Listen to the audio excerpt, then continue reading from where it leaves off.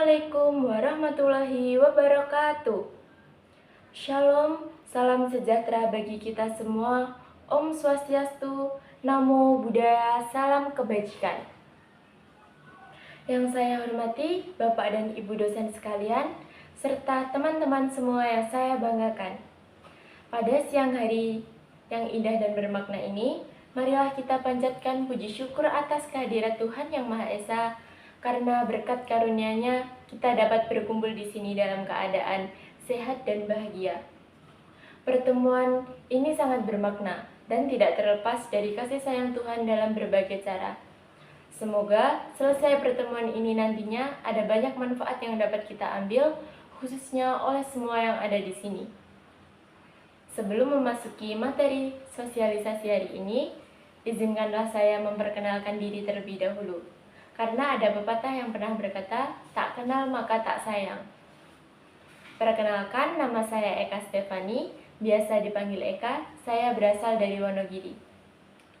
Sebelum memasuki inti pidato, saya ucapkan terima kasih kepada jajaran BEM Sekolah Tinggi Agama Buddha Raden Wijaya karena telah memberi kepercayaan kepada saya untuk memberi materi sosialisasi ini. Saya akan mengangkat tema mewujudkan generasi Z yang bijak bersosmed. Generasi Z atau Gen Z ini adalah generasi yang dilahirkan pada tahun 1997 sampai tahun 2012. Generasi Z dilahirkan ketika sudah adanya perkembangan ilmu pengetahuan dan teknologi. Berkembangnya ilmu pengetahuan dan teknologi mengakibatkan pesatnya informasi yang ada di media massa. Manusia dalam lingkup generasi Z ini lebih paham akan penggunaan teknologi. Seperti yang kita ketahui, di era globalisasi saat ini, media sosial memegang peran penting dalam kebutuhan hidup manusia, baik untuk bersosialisasi maupun untuk berkomunikasi.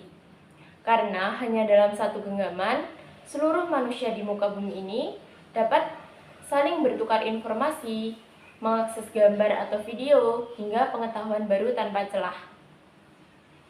Dari anak kecil hingga orang dewasa, hampir semuanya dapat mengakses atau mempunyai media sosial. Media sosial yang kita ketahui diantaranya ada YouTube, Instagram, Twitter, atau sekarang lebih dikenal dengan X, WhatsApp, TikTok, dan masih banyak lagi. Semakin majunya teknologi menyebabkan perbedaan fakta dan hoax semakin sulit dideteksi. Generasi muda dipastikan memiliki kemampuan untuk mampu memilah-milah informasi di media daring dan menjadi agen edukasi minimal bagi dirinya sendiri dan kemudian di lingkungan tempat di mana mereka berinteraksi. Masyarakat harus bijak dalam menggunakan media sosial, karena jejak digital itu sulit dihapus. Pendidikan tentang menjaga sikap di media sosial ini menjadi sangat penting, mengingat resiko yang didapatkan tidak main-main dan telah diatur di dalam undang-undang. Di Indonesia sendiri, hal tersebut diatur di dalam Undang-Undang Nomor 11 Tahun 2008 tentang Informasi dan Transaksi Elektronik. Maka generasi Z diharapkan untuk tidak semena-mena dalam mengunggah konten ke media sosial karena adanya kebijakan yang berlaku. Banyak terjadi kasus ujaran kebencian, kabar hoaks, dan hal negatif lain akibat dari generasi Z yang tidak bijak menggunakan sosmed.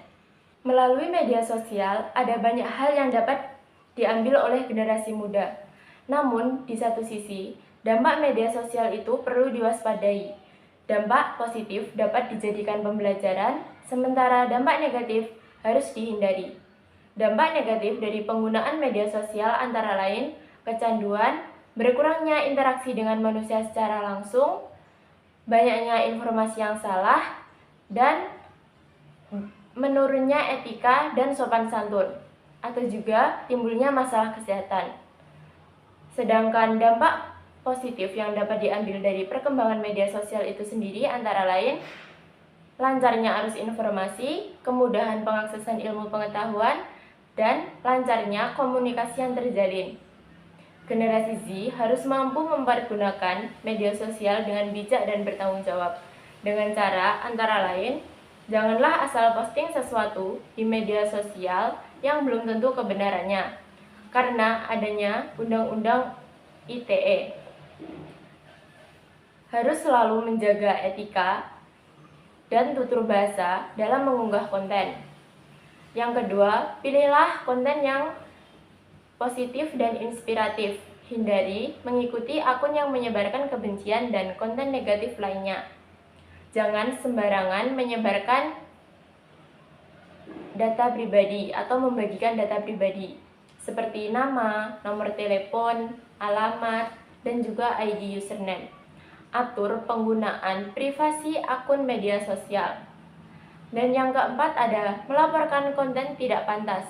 Jika kalian menemukan konten yang melanggar etika, laporkan kepada platform media sosial terkait. Baik buruknya media sosial itu sendiri bergantung kepada pengguna yang memanfaatkannya.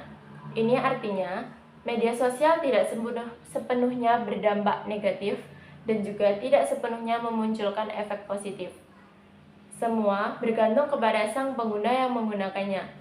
Saya berharap kita semua dapat memanfaatkan media sosial itu sesuai manfaat dan tujuan media sosial itu sendiri dibuat, supaya tidak terjadi penyalahgunaan yang akan merugikan diri sendiri maupun orang lain. Demikian pidato ini saya sampaikan. Dari banyak kata yang telah terucap dan dari banyak hal yang telah kita simak bersama-sama, semoga apa yang telah saya sampaikan kiranya menjadi bermanfaat bagi kita semua. Terima kasih atas perhatiannya dan waktu yang telah diberikan kepada saya untuk menyampaikan sosialisasi ini. Jika ada kata yang kurang berkenan didengar dan menyinggung satu di antara pihak, saya mengucapkan mohon maaf. Akhir kata, wassalamualaikum warahmatullahi wabarakatuh. Salam sejahtera bagi kita semua. Shalom. Om Santi Santi Om. Namo Buddhaya. Salam kebajikan.